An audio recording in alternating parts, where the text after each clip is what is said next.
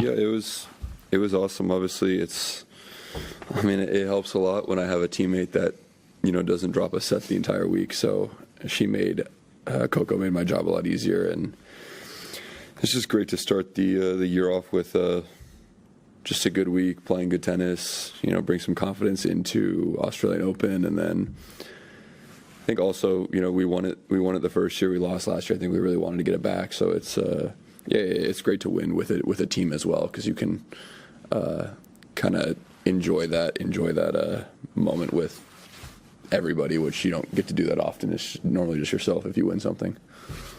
Howard? How, if at all, do things feel different for you this time, arriving at a Grand Slam tournament, having been a Grand Slam finalist not too long ago? I don't think much feels very different for me. I think it kind of feels the same, and I'm approaching it the same as like I have other slams. Last year I was happy with all my slam results. I want to treat it the same way. I think the worst thing I can do is be looking like super far ahead in the draw and be looking at like I'm a top 4 seed and just put all this, I guess, pressure on myself. It's the same mentality that I always have. Take it one match at a time. Don't look too far ahead, and I don't feel like it's much different other than just like where my ranking's at. Taylor, I think it was in this quarters or something last year, you said that you viewed your head-to-head against a player like Djokovic, you compartmentalised it based on what type of player you were when that match occurred. So when you were younger, you treated differently to 3 years ago.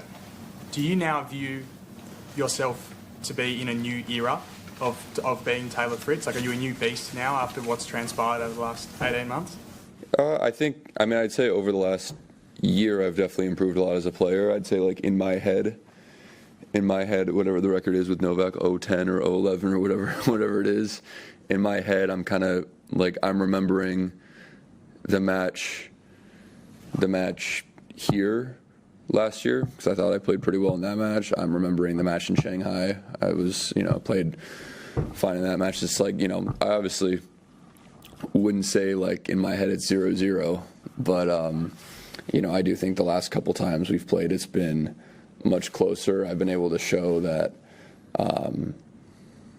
there's opportunities there for me to, I wouldn't say win, because I've never been like a set away from winning, but I won a set in Australia. I had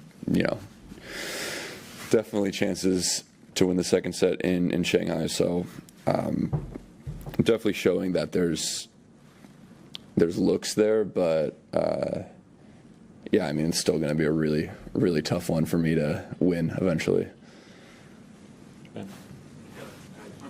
Someone actually did beat Novak recently, Riley Opelka, who's back here trying to work back from injuries and stuff. I know you guys go way back, but what are your thoughts on his sort of current status and his run in Brisbane and just sort of where he's at? Yeah, it made me really happy to see Riley come back and just be playing really good tennis in Brisbane. I know he was coming back. I was already happy with the fact that he's healthy enough to be playing again, and I was even happier to see him having those results, beating really solid players. Every match he played, beat a lot of really good guys, and then to have a win like beating Novak, obviously that's going to give him a lot of confidence. I think when you're out for a long time, and something he's talked to me about is you're out for years, you get a little bit, I guess, unsure of your ability when you're coming back, because it's just been so long. So it's amazing for him to do that. Now there's no question. I know there's no question in his mind about if he's going to have any problems with his level of tennis coming back and being a top player again, which is I'm really happy about, because obviously Riley's one of my best friends. David. Law from Tennis Podcast. You're referencing the mental approach and the strategical approach regarding Novak and the matches you've had over the years. Given that you've now reached the point where you're basically you're superior. You've beaten everybody except him and Alcaraz, and you've had a rough time against Sinner of late. I just wondered, in the off season or in downtime, when you're looking back at these sort of matches, do you spend much time analysing them as people of as what you're going to do in future against them?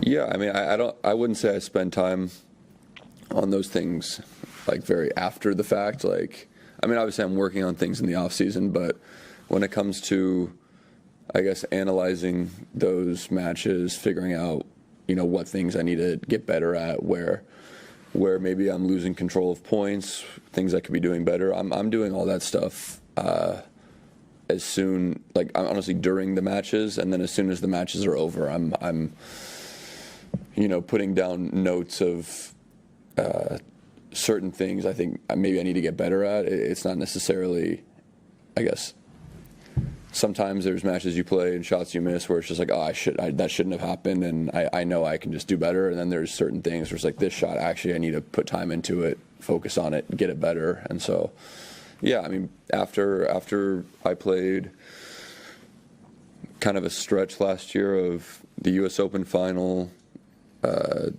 playing Sinner, the Laver Cup deciding match against Carlos, and then the Shanghai match against Novak, I felt like I had a really good idea of some common themes that I could work on, and I feel like since Shanghai, I've done a really good job of improving, and I still lost 2 matches to Jannik at the World Tour Finals, but I said there I felt much more comfortable and in those matches than I did in the U.S. Open final. So I feel like there's definitely been a lot of improvement in those areas that I need to improve on to be able to beat those guys. 2 more, Charlie. There was a handshake thing at the United Cup that got people talking, and you've had a few in your career. Obviously, they're more at the end of matches. Can I just ask what it's like at the end of a match? One that's maybe, there's been a lot of back and forth, how that feels when you then go and shake your opponent's hand when you've probably got quite a lot going through there. I mean, to be honest, I think everyone looks good shaking hands pretty much when you're the winner. Everyone's graceful when they win. I think it says the most about people of how they react in a loss. I think that's when you get to see the most about people. When I lose matches, I always try to look my opponent in the eyes, and if they played great, I just say, hey, too good, congrats, good luck. I think when you're playing against someone, obviously emotions, a lot of emotions, and a lot of people absolutely hate to lose, and it sucks to lose. It's very frustrating, but it's just at the end of the day, it's a respect thing. Once the match is over, just look your opponent in the eyes and say, great match, I respect you, and you might be really upset and really emotional about the match and that's normal. A lot of the people we're competitors. We hate to lose, but yeah, like I said, I think how you handle a loss shows a lot, and it's very important.